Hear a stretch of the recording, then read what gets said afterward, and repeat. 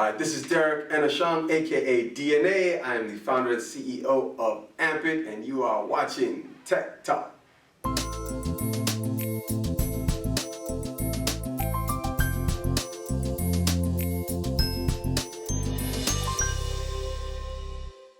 Derrick Ashong from Amp.it, thank you so much for joining us in this conversation, our Tech Talk conversation. We appreciate you taking the time to sit with us. Thanks for having me. Great. So we're going to talk a little bit about Amp.it and take back the mic. Amp.it is existing in a space that's ever-changing. It's such a large, very densely populated kind of a space, this online music space. Why this space with Amp.it? Okay, that's a great question. I think the two sides of the response. The first is, we pick music because we come from it. My background is as a professional musician, as a vocalist, writer, performer, producer. I've been in the industry on the underground and mainstream side for a long time. And so our team had some degree of expertise in what's going on in the music business and some ideas around the future of it. So we set up Amp.it to engage with music because music is actually the form of content that drives the most user engagement. But it is not the most easily monetizable form of content. Yes. That would be video. And so when you hear about Amp.it, we talk about it in terms of music and you see it in terms of music.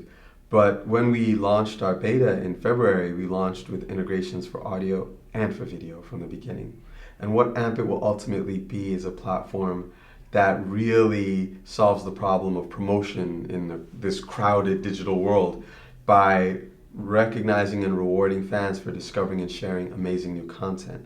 And for us, it doesn't matter what type of content that is per se.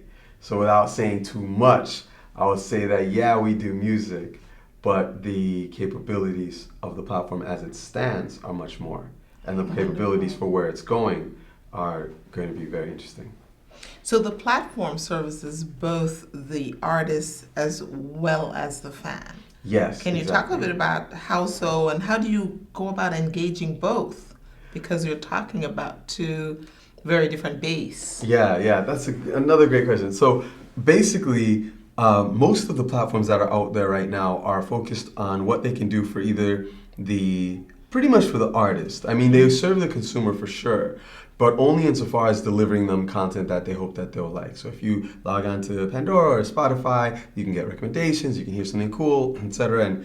And that's largely it. There are nuances to what you can do with the different platforms, but it's pretty much straight up the way the industry has always been. Here are the content creators, here is our consumer audience, let's push content to those consumers, and now let's try to be more specific about their preferences, which is good. We identify something else that we think is very fundamental to the industry. The industry has changed so much in the last 15 years. And today, you can make it in the music business without a record label. You can make it without a publicist. The one thing you can't make it in this business without is fans. Yes. Okay, so why is nobody focused on the fan? And what Amp.it does is it aligns the interests of the artist, of the fan, and of consumer brands, such that the way in which they engage with each other is mutually reinforcing and mutually beneficial. So to your question, what we do is we identify promising talent through the efforts of the fans and through different networks. And it's the fans that help to elevate different talents, and that we can then say, oh, this is cool, or oh, this has got potential based upon the fan engagement. And then we offer opportunities for the fans to be rewarded for that engagement. We're about turning each fan into a curator, right, for their friends and family. So all Amp.it does is align the interests of the artist with the interests of their fans in elevating their brand.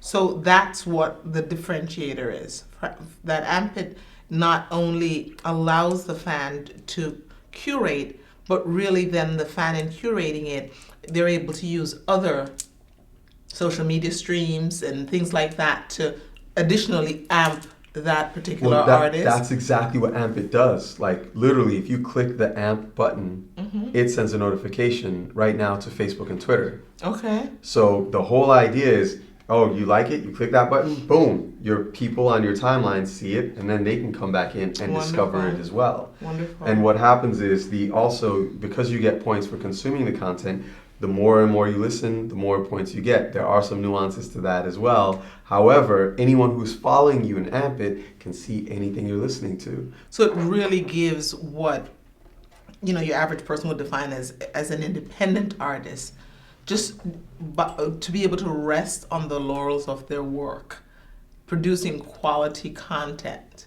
Not exactly, because Okay. this is that's a great question. See, you can't rest on your laurels in Amp.it because you could put your music up there and then nothing will happen. The way in which down the road there are all kinds of ways in which we'll do cool recommendations, but right now we do not have any algorithmic recommendation. We only have recommendation based on your peer group, your fans. Okay. So the way in which the artists did well in the platform is they came on, they put up their music, and they told their fans, hey, this is a great way for you to check out my music and share it with your friends. Okay. And if you love what we do, tell your people. And so they would come and they'd be like, oh, I like this song because of this. So does that then set the stage for the sustainability for the artist? Because once you have your fans curating, then here comes the ability to do outside of Amp.it to purchase and to move that forward. Well, I'll give you a concrete example of how it works, right? So you listen to some music or you watch a video, you get points. If you share the video or you share the music, you get more points. Every time you do that, the artist also gets points. And there are certain little nuances to how the game is played. So for example, when you click that Amp button, it sends a notification to your Facebook and your Twitter profiles. And then people can click from there and they can come right back into Amp.it and they can see the exact content that you were just checking out and why you thought it was hot. But you can only do that 5 times a day. It's not a share button, it's not a like button. You can only amp something 5 times a day. Okay. Which means that if you're going to send this out to your people, you have to really believe that this is worth one of your 5 amps. Okay, so what does that mean? How does that actually function?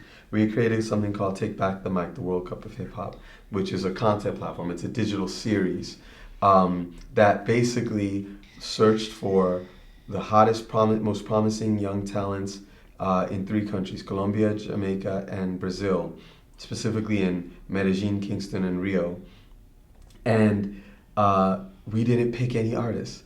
The fans entirely pick the artists, and they can't click vote either. Right. It's all engagement. If you have to listen or you have to share in order for that artist to rise through the ranks. The top 3 artists in each country, we went and shot their story professionally. The number 1 artist in each country, we brought them here to Miami. The 3 highest scoring fans in the platform, we brought them here to Miami as well. Speak to us then about, and you started a little bit about it without giving us your business plan, but in terms of how is this model work for Amp.it as a business, and you talked about the 2 different ways. You're not, advertising, you're not doing all of that to make money. And then how do you stay flexible so that you can continue to evolve? Because I'm hearing where you started, there are already layers to that that's contributing to your evolution.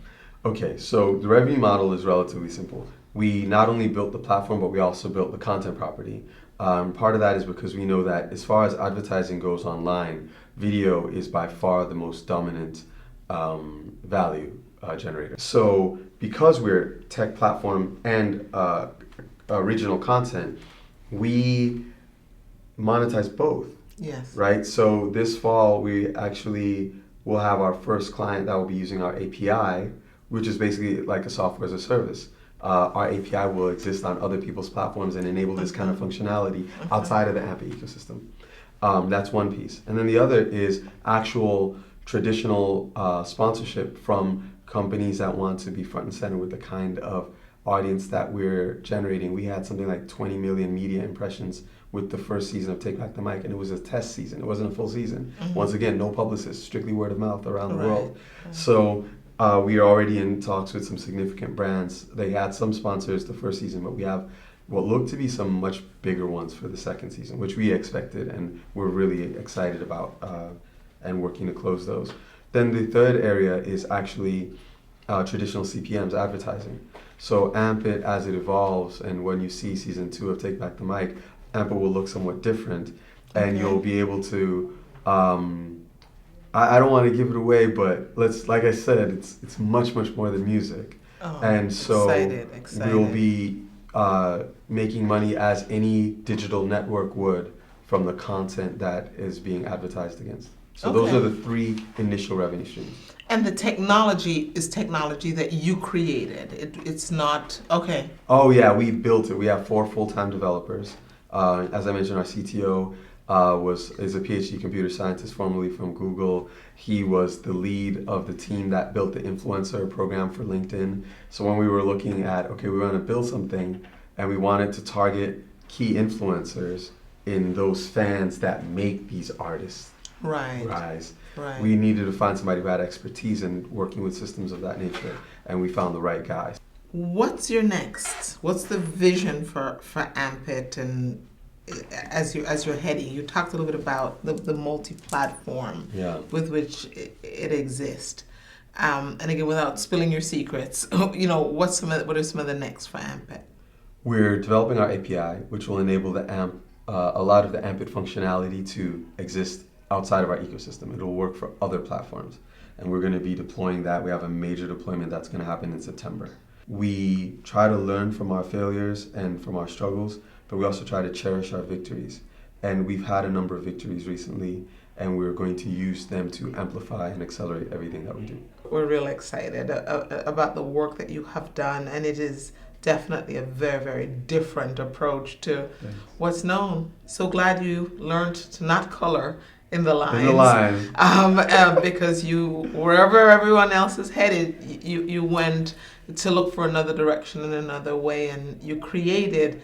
Once you understood and you saw what was missing, you created it, and that's the lesson. That's one of the reasons why we are doing Tech Talk, so that young people, people who are transitioning in life, people who forgot how to dream, can see what's possible, and certainly within the tech space that is happening, that they can see the possibilities and see what others are doing with it, and be encouraged and be motivated by it, and to act accordingly. So thank you. Thank you for sharing the story. Thanks so much. It was a pleasure. It was a pleasure to be able to sit with you.